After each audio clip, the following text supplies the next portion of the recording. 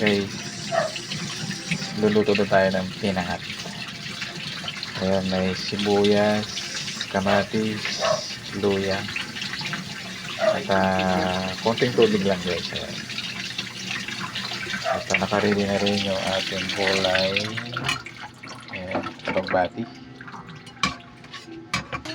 At yung ating pampano. O diba guys? Ito guys ay pinagbabawal ito guys no, ng ating gobyerno. Nasa talipapa daw. Sa mga squatter dapat wala daw yan. Kasi mamahalin daw ito. Sinasabi nila guys parang sila lang gustong kumain no, ng pampano. Oo, kaya din naman natin bumili kahit pa paano. Husgahan talaga tayo no, mahihirap ano, yung mga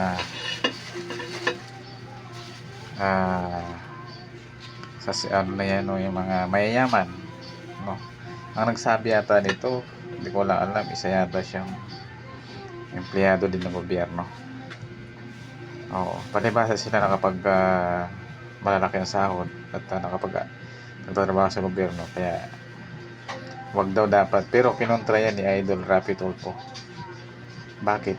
Nga naman, sila lang ba ang may karapatang kumain? Di ba mga langga? Kung kaya mo naman bumili, bakit? Talaga naman yung mayayaman na yan, oh. Mga walang hiya.